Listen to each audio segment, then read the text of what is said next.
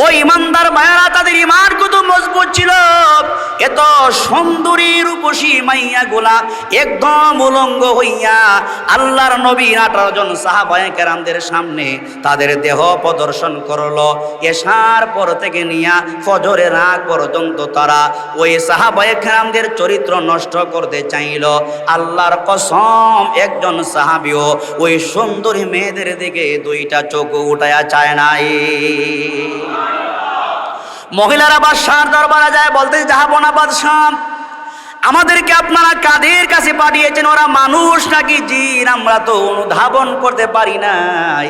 এত সুন্দরী আমরা, এত রূপসী আমরা, তারপরও সারা রাত তাদের সামনে দেহটা আমরা প্রদর্শনী করলাম। একটা বারের জন্য নবীর সাহাবীরা একটা বারের জন্য তাদের ওই দুই চোখ দিয়ে আমাদের দিকে তাকায় নাই। সুবহানাল্লাহ। এবার রোম সম্রাট দেখলো, না না, এত সহজেই সাহাবায়ে কেরামদের ঈমানটাকে দুর্বল করা যাবে না। বাদশাহ তাদের ঈমানকে পরীক্ষা করতে চায়। বাদশাহ এবার তার বাহিনী ডাইকা বলল, একটা কাজ করতে পারো, বড় একটা ডেকসি তো বুঝেন আপনারা, ওই বড় একটা ডেকসির মধ্যে তোমরা তেল ঢেলে দাও। বড় একটা কড়াইয়ের মধ্যে, মনে করেন বড় একটা ডেকসির মধ্যে তেল ঢেলে দিল, নিচে আগুন ধরিয়ে দিল। আগুন ধরিয়ে দিয়ে জাল দিতে দিতে তেলকে উত্তপ্ত গরম করা হলো। উত্তপ্ত গরম করার পরে ওই 18 জন তরতাজা যুবকের মধ্য থেকে একজন নুরানি চেহারাওয়ালা রাসূলের একজন যুবককে ওই উত্তপ্ত তেলের মধ্যে আস্তে করে তারা ঢেলে দিল। জুরে কর নাউজুবিল্লাহ। বাদশাহ যখন আল্লাহ নবীর একজন সাহাবীকে উত্তপ্ত তেলের মধ্যে ঢেলে দিল, আমার আপনার মা বোনেরা, মাছ তেলের মধ্যে ভাজলে যেমন মাছটা বাজি হয়ে যায়, আমার ভাইয়েরা, আল্লাহর নবীর একজন সাহাবী মাছের মতো একজন বাজি হয়ে গেল। অল্প কিছুক্ষণের মধ্যে উনি লাফাইতে লাফাইতে শহীদ হয়ে গেলেন। বাকি 17 জন সাহাবায়ে কেরাম তাদের চোখের সামনেই আল্লাহ নবীর একজন সাহাবী, টকবকে সাহাবী, উত্তপ্ত তেলের মধ্যে ঢেলে দেওয়ার কারণে মাছের মতো লাফায়া লাফায়া উনি শহীদ হয়ে গেলেন। আমার ভাইয়েরা, চিন্তা করেন, উনি যখন শহীদ হয়ে গেলেন, এবার আব্দুল্লাহ ইবনে হুযাফা চোখের পানি চেরে চেরে কাঁদতেছে। রোম সম্রাট মনে মনে ভাবতেছে, মনে হয় আব্দুল্লাহ ইবনে হুযাফার ভিতরে মৃত্যুর ভয় এসে গেছে। আব্দুল্লাহ ইবনে হুযাফা যখন কান্না শুরু করে দিয়েছে, বাদশাহ এবার বলে, ও আব্দুল্লাহ ইবনে হুযাফা, বুঝতে পেরেছি তোমার ভিতরে মৃত্যুর ভয় এসেছে। না না, তুমি কাঁদতে হবে না, মৃত্যুর ভয়ে তোমাকে কান্না করা লাগবে না। একটা কাজ করতে পারো, ঈমান ছেড়ে দিলেই তো তোমাদেরকে আজাদ করা হবে, মুক্ত করা হবে, কান্না করতে হবে না। আব্দুল্লাহ ইবনে হুযাফা অহংকার জেরে বলতেছে, রোম সম্রাট শুনেন, ঈমানদার যারা মৃত্যুকে ভয় পায় না, কারণ ভালো করে জানে মৃত্যু বরণ করতে দেরি আল্লাহর তৈরি জান্নাতের মেহমান হতে বিন্দুমাত্র দেরি হয় না। ঠিক কিনা? আমার ঈমানদার ভাইয়েরা,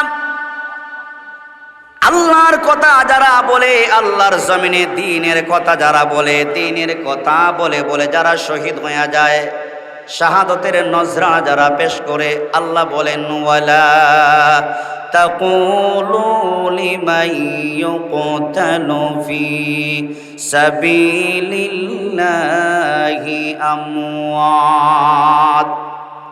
আল্লাহ তাআলা স্পষ্ট ঘোষণা করে দিচ্ছেন, বান্দারা শোনো, আমার রাস্তায় যারা নিহত হয়, দ্বীনের কথা বলে বলে যারা নিহত হয়, আল্লাহর কথা বলা এই পৃথিবীতে সবচাইতে হইল উত্তম কথা। জোরে কোন ঠিক কিনা? আল্লাহর কথা যারা বলে, দ্বীনের কথা যারা বলে, ওই কথাগুলাই হইল আল্লাহ পাকের কাছে সবচাইতে দামি। ঠিক নি? আল্লাহ তাআলা বলেন, ওয়ামান আহসানু কাওলাম মিম্মান দাআ ইলাল্লাহ ওয়া আমিলা সালিহান ওয়া ক্বালা ইন্নানি মিনাল মুসলিমিন। আমার ঈমানদার ভাইরা ভালো করে শুনেন, আল্লাহ পাক তার কোরআনে স্পষ্ট বলে দিয়েছেন, বান্দারা শোনো, ওই ব্যক্তির বক্তব্যের চাইতে আর কার বক্তব্য দামি হতে পারে? ওই ব্যক্তির কথার চাইতে আর কার কথা দামি হতে পারে? দাঈলাল্লাহ, যে ব্যক্তি দুনিয়ার মানুষকে আমি আল্লাহর পদে ডাকে, আল্লাহর পদে ডাকে। কিন্তু আমার ভাই, আমাদের দুর্ভাগ্য, আল্লাহর কথা বলার কারণে, আল্লাহর রাহে মানুষকে ডাকার কারণে, সিরাতে মুস্তাকিমের পথে ডাকার কারণে এই দেশের হাজারো আলেমদেরকে বিনা কারণে জেলখানায় বন্দি করে রাখা হয়েছে। জুড়ে কোনটি কিনা? আল্লাহর কথা বলার কারণে, তাওহীদের কথা বলার কারণে, জালেমদের সাথে মাথা নত না করার কারণে কোরআনের পাখি খেত আল্লামা সাঈদী রাহিমাহুল্লাহকে 13টি বছর পর্যন্ত বন্দি রেখে অবশেষে কোরআনের পাখিকে জেলখানাতে শহীদ করা হয়। ঠিক কিনা? ওই ইমানদার মায়ারা, ওই ফাসিকরা, ওই জালেমরা, ওই ফেরাউনের গোষ্ঠীরা, ওদের কলিজার ভিতরে কত ভয় ছিল, কত ভীতি ছিল। কোরআনের পাখি শহীদ হওয়ার পরে ওই কোরআনের পাখিকে ডাকার বুকে জানাজা পর্যন্ত পড়তে দেয় নাই। জুড়ে কণ্ঠে কিনা? যারা জানাজা পড়তে দেয় না, বিশ্ববরণ্য একজন আলেমে দ্বীনকে জানাজা পড়তে দেয় না, আল্লাহ বলেন, ইন্না বাতশা রব্বিকা লাশাদীদ, তোমরা যতই লাফালাফি করো, যতই শক্তি দেখাও, বাহাদুরি দেখাও, ক্ষমতার বাহাদুরি দেখাও, সকল শক্তিকে আমি আল্লাহ যখন ধরব 45 মিনিটের ভিতরেই সব কিছুকে তামা তামা করে দিব। জোরে কণ্ঠে কিনা? তো আল্লাহ তাআলা বলতেছেন, ওয়ালা নাবলুওয়ান্নাকুম বিশাইইম মিনাল খাউফি ওয়াল জু। আল্লাহ তাআলা বলেন, ও দুনিয়ার ইমানদাররা শোনো শোনো, সত্যিকারের মুমিন যদি হতে চাও, বাংলাদেশে লোহাকে কেনার জন্য কেউ যাচাই বাছাই করে না, টিন কেনার জন্য ভালো করে যাচাই করা লাগে না, কিন্তু স্বর্ণ কেনার জন্য যখন মার্কেটে যায়, এটা আসল নাকি নকল, ওই স্বর্ণকে পরীক্ষা করা লাগে কি লাগে না? স্বর্ণকে যেমন পরীক্ষা করা লাগে, আল্লাহ সুবহানাহু ওয়া তাআলা বলেন, ইমানদার বান্দা বান্দি শোনো, স্বর্ণ যেমন পরীক্ষা করা লাগে, দুনিয়াতে মুমিন যেমন আছে, মুনাফিকও দুনিয়াতে আছে না নাই? আছে না নাই? ওই মুমিনদেরকে আল্লাহ তাআলা যাচাই বাছাই করার জন্য, খাঁটি ইমানদারদেরকে নির্বাচিত করার জন্য আল্লাহ তাআলা পরীক্ষা নেবেন। কিভাবে আল্লাহ পরীক্ষা নেবেন? আল্লাহ কয়েকটা কোয়ালিটির মাধ্যমে পরীক্ষা নেবেন। কিভাবে আল্লাহ পরীক্ষা নেবেন? স্কুল কলেজ ভার্সিটিতে যারা পড়ে, পরীক্ষার আগে প্রশ্নকে ফ্লাশ করা হয় না, গোপন রাখা হয়। জোরে বলুন, গোপন রাখা হয় কি হয় না? স্কুল বলেন, মাদ্রাসা বলেন, ভার্সিটি বলেন, পরীক্ষার আগে প্রশ্নকে ফ্লাশ করা হয় না, প্রকাশ করা হয় না। কিন্তু আসমান আর জমিনের একচ্ছত্র মালিক আল্লাহ পাক তার ইমানদার বান্দা বান্দিদেরকে কোন কোন বিষয়ে পরীক্ষা নেবেন, আল্লাহ পাক সবগুলা পরীক্ষার কথা সূরা বাকারায় বলে দিয়েছেন। সুবহানাল্লাহ। 1 নাম্বার আল্লাহ পরীক্ষা নেবেন মিনাল খাউফ, ভয় দিয়া। কি দিয়া? আওয়াজ করে বলেন, কি দিয়া আল্লাহ পরীক্ষা নেবেন? 1 নাম্বার আল্লাহ পরীক্ষা নিবেন ভয় দিয়া। আল্লাহ পাক বলতে চান, বান্দা, ঈমান আনার কারণে তোমাকে ভয় দেওয়া হবে, তোমাকে জেলের ভয় দেখানো হবে, তোমাকে ফাঁসির ভয় দেখানো হবে। ওই ইমানদার বান্দা, সত্যিকারের ইমানদার যদি তুমি হতে চাও, সত্যিকারের মুমিন যদি তুমি হতে চাও, জেলকে ভয় করবা না, ফাঁসিকে ভয় করবা না, তোমার ঈমানের উপর অটল থাকতে যাইয়া, আল্লাহর দ্বীনের কথা বলতে যাইয়া, প্রয়োজনে তোমার জীবনটাকে আমার রাহে কোরবান করে দিবে। তারপর আল্লাহর কথা, দ্বীনের কথা তথা ঈমান থেকে পিছপা হওয়া যাবে না। কথা কা ঈমান থেকে পিছপা হওয়া যাবে? জোরে বলুন, ঈমান থেকে পিছপা হওয়া যাবে? ঈমান থেকে পিছপা হওয়া যাবে না। কারণ ঈমানের দাম 7 আসমান আর 7 জমিনকে যদি এক পাল্লায় রাখা হয়, আল্লাহর কসম, আমার আপনার ঈমানকে যদি অপর পাল্লায় রেখে ওজন করা হয়, চিল্লায়া বলেন, 7 আসমান আর জমিনের চাইতে আমার আপনার ঈমানের পাল্লা হাজারো কোটি গুণে ভারী হবে। কথা কোন ঠিক না? ইমানের দাম যদি বেশি হয়ে থাকে, পরীক্ষা আসবে, পরীক্ষাতে আমরা পাস করতে চাই কি চাই না? যদি জুড়ে বলেন, পাস করতে চাই কি চাই না? শুধু কি পাস করতে চাই না গোল্ডেন এ প্লাস? জোরে বলুন, গোল্ডেন এ প্লাসে আমরা ইমানি পরীক্ষায় আল্লাহ পাকের কাছে আমরা উত্তীর্ণ হয়ে দেখাতে চাই। জোরে কোন ঠিক কিনা? এইভাবে আল্লাহ তাআলা যুগে যুগে সকলকে পরীক্ষা নেবেন। ইমানদার যারা তারা মাথা নত করে না। আমি আপনাদের সামনে একটা সহজ একটা উদাহরণ দিব, একটা এক্সাম্পল দিব, আপনারা ভালো করে শুনবেন, ঈমান তাজা হবে ইনশাআল্লাহ। রাসূল করিম সাল্লাল্লাহু আলাইহি ওয়াসাল্লাম সাহাবায়ে কেরামদেরকে যেইভাবে গড়ে তুলেছেন, আমৃত্যু সাহাবায়ে কেরাম সেইভাবেই তারা নিজের জীবনকে বাজি রেখে ঈমানের উপর ইস্তেকামত রয়েছেন। এর একটা নজির আপনাদের সামনে তুলে ধরি। ঈমানের, জীবনের চাইতে ঈমানের দাম যে বেশি। আমরা তো এমন পাবলিক, আমরা এমন ঈমানদার, আমরা সময়ে সুযোগে আমরা ঈমানের পরিচয় দিলেও সময় আসলে আমরা ঈমান বিক্রিও করে ফেলি। এমন বিক্রি করে এমন ঈমানদার দুনিয়াতে আছে না নাই? আমাদের বাংলাদেশে আছে না নাই? শুধু বিক্রি করে না, ঈমান শুধু বিক্রি করে না, হালুয়া রুটির ভিতরে 2টা ডিম দিলে সেই ফেরাউনের বাচ্চাকে জান্নাতের সার্টিফিকেট দিয়া দেয়। এমন নামদারি মুনাফিক মার্কা আলেম দুনিয়াতে আছে না নাই? যারা এই কুখ্যাত হাজারো হাজারো মানুষের খুনি হাসিনাকে জান্নাতের সার্টিফিকেট দিয়েছিল।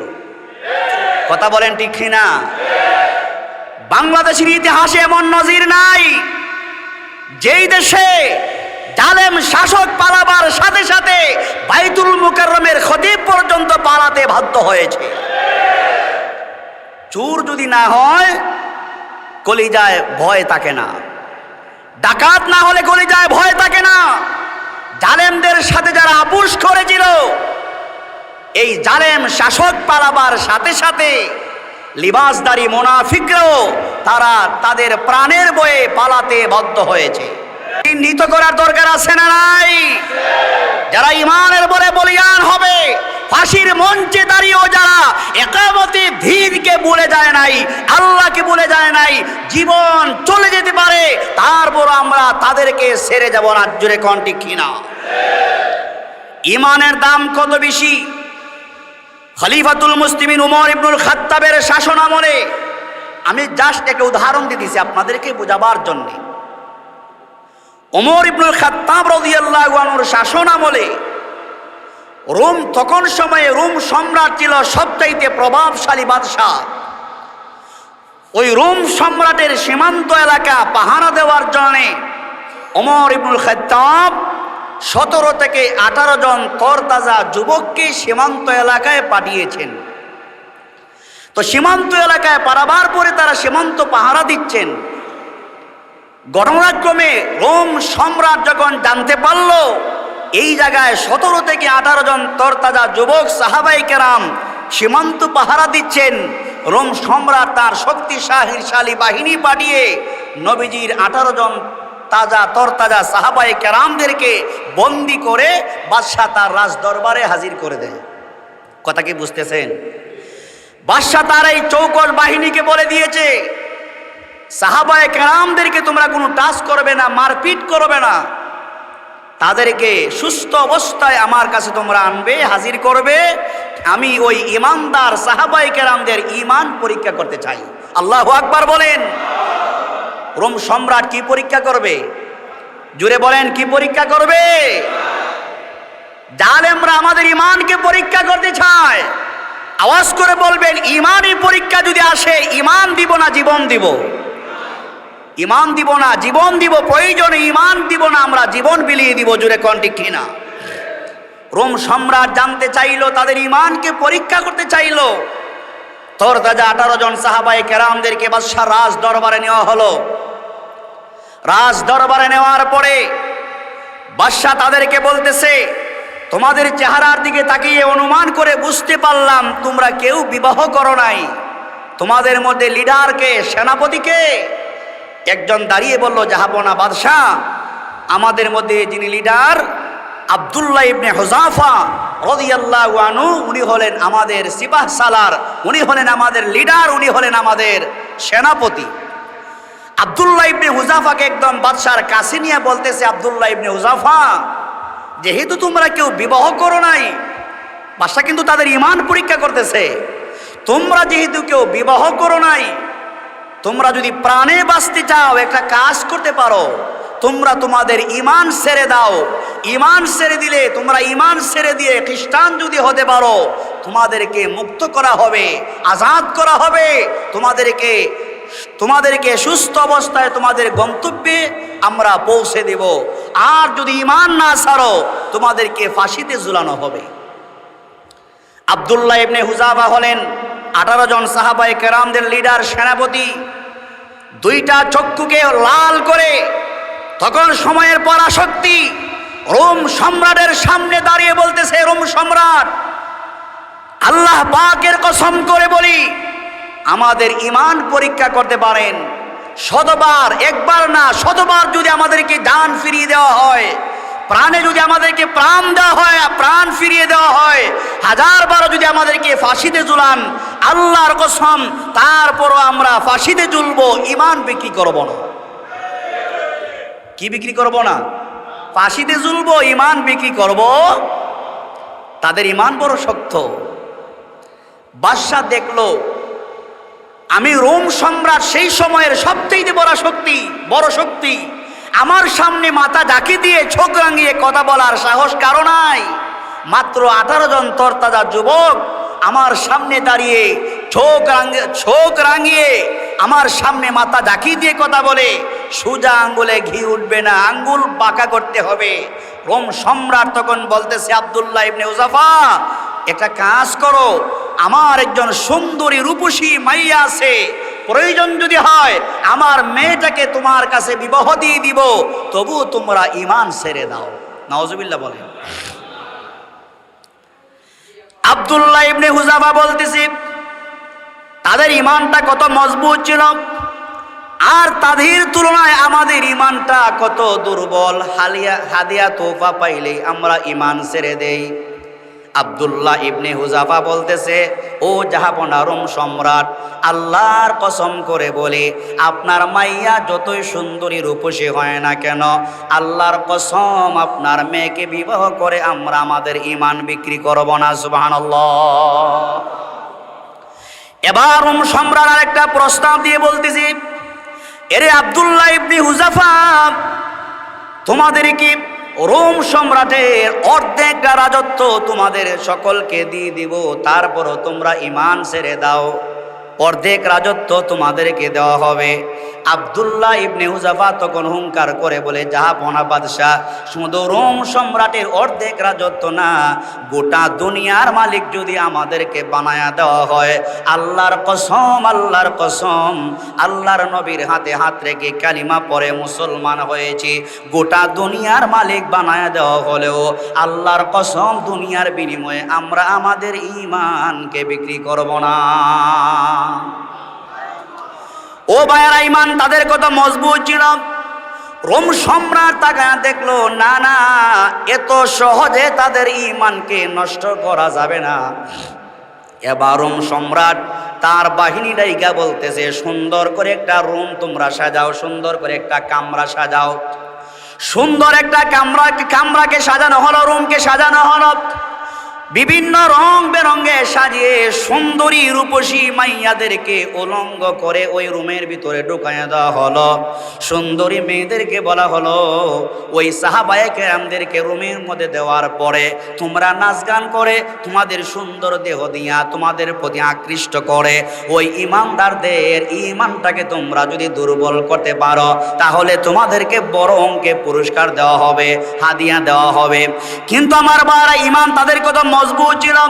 ওই ইমানদার ভাইয়েরা তাদের ইমান কত মজবুত ছিল, এত সুন্দরী রূপসী মাইয়া গোলা একদম উলঙ্গ হইয়া আল্লাহর নবী 18 জন সাহাবায়ে কেরামদের সামনে তাদের দেহ প্রদর্শন করলো।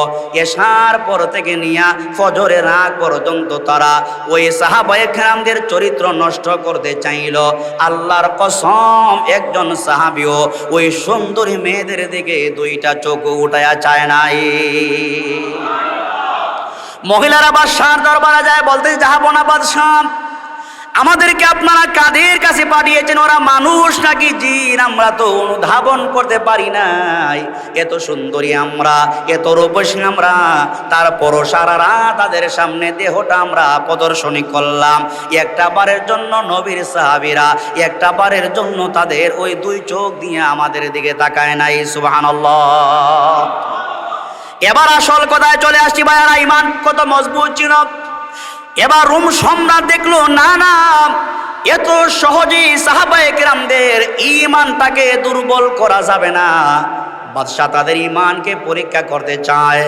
বাদশাহ এবার তার বাহিনী ডাইকা বলল, একটা কাজ করতে পারো, বড় একটা ডেকসি, ডেকসি তো বুঝেন আপনারা, ওই বড় একটা ডেকসির মধ্যে তোমরা তেল ঢেলে দাও। বড় একটা কড়াইয়ের মধ্যে, মনে করেন বড় একটা ডেকসির মধ্যে তেল ঢেলে দিল, নিচে আগুন ধরিয়ে দিল। আগুন ধরিয়ে দিয়ে জাল দিতে দিতে তেলকে উত্তপ্ত গরম করা হলো। উত্তপ্ত গরম করার পরে ওই 18 জন তরতাজা যুবকের মধ্য থেকে একজন নুরানি চেহারাওয়ালা রাসূলের একজন যুবককে ওই উত্তপ্ত তেলের মধ্যে আস্তে করে তারা ঢেলে দিল। জোরে কর নাউজুবিল্লাহ। ইমান পরীক্ষা করার জন্য তরতাজা একজন সাহাবীকে তেলের মধ্যে ঢেলে দিয়েছি। আগেকার জামানায় তেলের মধ্যে ঢেলে দেওয়া হতো। বর্তমান সময়ে জালেম শাসক যারা, তারা আয়নাঘর বানাইয়া আল্লাহর দ্বীনের কথা যারা বলে তাদেরকে কষ্ট দেয়। জোরে কোন ঠিক কিনা? কথা বলেন ঠিক কিনা? বাদশাহ যখন আল্লাহ নবীর একজন সাহাবীকে উত্তপ্ত তেলের মধ্যে ঢেলে দিল, আমার আপনার মা বোনেরা, মাছ তেলের মধ্যে ভাজলে যেমন মাছটা বাজি হয়ে যায়, আমার ভাইয়েরা, আল্লাহর নবীর একজন সাহাবী মাছের মতো একজন বাজি হয়ে গেল। অর্থাৎ আল্লাহর নবীর একজন সাহাবী অল্প কিছুক্ষণের মধ্যে উনি শহীদ হয়ে গেলেন। কি হয়ে গেলেন? অল্প কিছুক্ষণের মধ্যে উনি লাফাইতে লাফাইতে শহীদ হয়ে গেলেন। বাকি 17 জন সাহাবায়ে কেরাম তাদের চোখের সামনেই আল্লাহ নবীর একজন সাহাবী, টকবকে সাহাবী, উত্তপ্ত তেলের মধ্যে ঢেলে দেওয়ার কারণে মাছের মতো লাফায়া লাফায়া উনি শহীদ হয়ে গেলেন। আমার ভাইয়েরা চিন্তা করেন, উনি যখন শহীদ হয়ে গেলেন, এবার আব্দুল্লাহ ইবনে হুযাফা চোখের পানি ছেড়ে ছেড়ে কাঁদতেছে। কি করতেছে? আব্দুল্লাহ ইবনে হুযাফা চোখের পানি ছেড়ে ছেড়ে কাঁদতেছে। রোম সম্রাট মনে মনে ভাবতেছি, মনে হয় আব্দুল্লাহ ইবনে হুযাফার ভিতরে মৃত্যুর ভয় এসে গেছে। কথা কি বুঝতেছেন? আব্দুল্লাহ ইবনে হুযাফা যখন কান্না শুরু করে দিয়েছে, বাদশাহ এবার বলে, ও আব্দুল্লাহ ইবনে হুযাফা, বুঝতে পেরেছি তোমার ভিতরে মৃত্যুর ভয় এসেছে। না না, তুমি কাঁদতে হবে না, মৃত্যুর ভয়ে তোমাকে কান্না করা লাগবে না। একটা কাজ করতে পারো, ঈমান ছেড়ে দিলেই তো তোমাদেরকে আজাদ করা হবে, মুক্ত করা হবে, কান্না করতে হবে না। আব্দুল্লাহ ইবনে হুযাফা এবার হুঙ্কার ছেড়ে বলে, এ রোম সম্রাট, আমি মৃত্যুর ভয়ে কাঁদি না। মৃত্যুকে ইমানদার যারা, মুমিন যারা, আল্লাহ বলেন ওয়ালানাবলুওয়ান্নাকুম বিশাইইম মিনাল খাউফ, আল্লাহ বলেন সত্যিকার ইমানদার যারা, তাদেরকে আল্লাহ পরীক্ষা নেবেন ভয়ের মাধ্যমে। আপনাকে মৃত্যুর ভয় দেখানো হবে, আপনাকে জেলের ভয় দেখানো হবে। আল্লাহর দ্বীনের কথা বলার কারণে ভালো করে আপনি বাসাতে আরামে ঘুমাতে পারবেন না। হাজারো হাজার মামলা দিয়া আপনাকে বছরের পর বছর বাড়িঘর সারা করে রাখা হবে। এর নজির তো আমার আপনার চোখের সামনেই বাংলাদেশে 13-14 বছরে ঘটে গেছে, ঠিক কিনা? আব্দুল্লাহ ইবনে হুযাফা হুঙ্কার ছেড়ে বলতেছে, রোম সম্রাট শুনেন, ইমানদার যারা মৃত্যুকে ভয় পায় না, কারণ ভালো করে জানে মৃত্যু বরণ করতে দেরি, আল্লাহর তৈরি জান্নাতের মেহমান হতে বিন্দুমাত্র দেরি হয় না, ঠিক কিনা? ঠিক কিনা? এবার আব্দুল্লাহ ইবনে হুযাফা ডাক দিয়ে বলে, এ রোম সম্রাট, মৃত্যুর ভয়ে কান্দি না, আমি তো কাঁদি এই জন্যে আমার চোখের সামনে আল্লাহর নবীর একজন সাহাবীকে যখন তেলের মধ্যে ঢেলে দিয়েছেন, উনি ছটফট করে শহীদের নজরানা পেশ করেছে, উনি শহীদ হয়ে গেছে। আমি কাঁদি এই জন্যে ওই সাহাবীকে তেলের মধ্যে আগে না ঢেলে আমি আব্দুল্লাহ ইবনে হুযাফাকে যদি আগে তেলের মধ্যে ঢেলে দিতে, ওই সাহাবীর আগে আমি আব্দুল্লাহ ইবনে হুযাফা জান্নাতের মেহমান হতে পারতাম। সুবহানাল্লাহ বলবেন না? আল্লাহ তাআলা এই কথাটাই বলতেছেন, ওয়ালা নাবলুওয়ান্নাকুম বিশাইইম মিনাল খাউফি ওয়াল জু'i ওয়া নাকসিম মিনাল আমওয়াল। আমার সিলেটের কানাইঘাটের ইমানদার ভাইরা, মুরব্বী বাবারা, আল্লাহ সুবহানাহু ওয়া তাআলা বলেন, সত্যিকার ইমানদার যদি হতে চাও, ঈমানি পরীক্ষায় যদি তুমি উত্তীর্ণ হতে চাও, সাহাবায়ে কেরামদের সাথে যদি জান্নাতে যাইতে চাও, তোমাকে জেলের ভয় দেখানো হবে, ফাঁসির ভয় দেখানো হবে, আয়না করে তোমাকে রাখা হবে, বাসাতে তুমি আরামে ঘুমাতে পারবা না। ইমানদার হতে হলে বাসাতে না ঘুমাইয়া, এমনকি ফাঁসির মঞ্চে দাঁড়িয়েও তারা আল্লাহকে বলে যায় না। জোরে কোন ঠিক কিনা? জোরে বলুন ঠিক কিনা? আল্লাহ তাআলা আরো সুন্দর করে বলেন, ইন্নাল্লাযীনা ক্বালু রাব্বুনাল্লাহু সুম্মা ইসতাকামু তাতানাজ্জালু আলাইহিমুল মালাইকা। ও কানাইঘাটের ইমানদার ভাইরা শুনেন, আল্লাহ কি বলে দিচ্ছেন, কি মেসেজ দিচ্ছেন। আল্লাহ বলেন, ইন্নাল্লাযীনা ক্বালু রাব্বুনাল্লাহ, নিশ্চয়ই যারা বলে আমাদের রব একমাত্র কে? আওয়াজ করে কোন? আমাদের রব একমাত্র আল্লাহ, না আর কেউ আছে? আল্লাহ আমার রব, এই রবই আমার সব। বলেন, আল্লাহ আমার রব, এই রবই আমার সব। কি ঠিক না? আল্লাহ হলেন আমাদের রব, আল্লাহ পাক আমাদের সব, জীবন মরণ সব কিছু একমাত্র কার হাতে? কার হাতে? উল ইন্না সলাতি ওয়া নুসুকি ওয়া মাহইয়ায়া ওয়া মামাতি লিল্লাহি রাব্বিল আলামিন। আমার আপনার যা কিছু আছে সব কিছু একমাত্র কার জন্যে? আল্লাহ পাক বলেন, ইন্নাল্লাযীনা ক্বালু রাব্বুনাল্লাহ, নিশ্চয়ই যারা বলে আমাদের রব একমাত্র আল্লাহ, আল্লাহর উপর ঈমান আনার পরে, আল্লাহকে রব বলার পরে সুম্মা ইসতাকামু, ঈমানের উপর ইস্তেকামত থাকে, শত বিপদ আসে, শত বাধা আসে, জেলের ভয় আসে, ফাঁসির ভয় আসে, যত ভয় ভীতি তার সামনে আসে না কেন, আল্লাহর বান্দা বলে সুম্মা ইসতাকামু, আমি হলাম ইমানদার, আমাকে জেলের ভয় দেখায় লাভ হবে না, আমাকে ফাঁসির ভয় দেখায় লাভ হবে না, আমাকে আয়না ঘরের ভিতরে ঢুকাইলেও কাম হবে না, আয়না ঘরে ঢুকাই দিলেও আমি তোমাদের সামনে আপোষ করব না, তোমাদের সাথে আপোষ করব না। যাদেরকে রাজাকারের দোহাই দিয়া ফাঁসি দেওয়া হয়েছে, রাষ্ট্রপতি ঘোষণা করেছিল, রাষ্ট্রপতির কাছে যদি উনারা ক্ষমা চান, ক্ষমা করে দেওয়া হবে। আওয়াজ করে বলবেন, হায়াতের মালিক রাষ্ট্রপতি না আল্লাহ? আওয়াজ করে বলেন, রাষ্ট্রপতি না আল্লাহ? রাষ্ট্রপতি হায়াতের মালিক হতে পারে না, প্রধানমন্ত্রী হায়াতের মালিক হতে পারে না, আমার আপনার হায়াতের মালিক কে? আল্লাহ বলেন সুম্মা ইসতাকামু, ফাঁসির মঞ্চে দাঁড়িয়েও যারা বলে সুম্মা ইসতাকামু, আমাকে তো এমনিতেই তোমরা ফাঁসি দিতেছ, আমাকে রাজাকারের দোহাই দিতেছ, আমাকে রাজাকার বলে তোমরা গালি দাও, মৌলবাদ বলে গালি দাও, জঙ্গিবাদ বলে তোমরা গালি দাও। আসলে একটাও তারা এমনিতেই বলে, কেউ রাজাকার ছিল না, কেউ জঙ্গিবাদ ছিল না, কেউ মৌলবাদ ছিল না। বরং আমি একদম ক্লিয়ার করে যদি বলতে চাই, আমার সোনার বাংলাদেশে যারা আমাদেরকে ধর্ম ব্যবসায়ী বলতো, আল্লাহর কথা বলার কারণে, আল্লাহর দিন কায়েমের কথা বলার কারণে, একামতে দ্বীনের মিছিল মিটিংয়ে অংশগ্রহণ করার কারণে আমাদেরকে যারা রাজাকার বলে, জঙ্গি বলে, ধর্ম ব্যবসায়ী বলে, সত্যিকার অর্থে ওরাই হলো ধর্ম ব্যবসায়ী। জোরে কোন ঠিক কিনা? সত্যিকার অর্থে ধর্ম ব্যবসায়ী কারা? আল্লাহ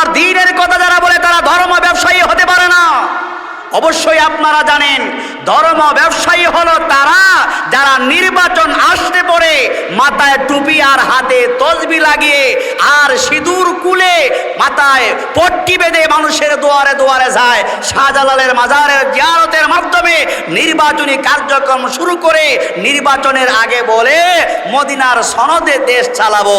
নির্বাচন যখন চলে যায় তখন আর মদিনার সনদের কথা স্মরণ থাকে না। এই ধোঁকাবাজ যারা, দুর্নীতিবাজ যারা, ধোঁকা দিয়ে মানুষের ম্যান্ডেটকে যারা নিয়ে নির্বাচিত হয়ে মদিনার সনদেও দেশ চালায় না, তারা নিজের মন গড়াকে দেশ চালিয়েছে। পরিষ্কার কথা, পরিষ্কার বক্তব্য, তারা হলো ধর্ম ব্যবসায়ী এবং জালেম।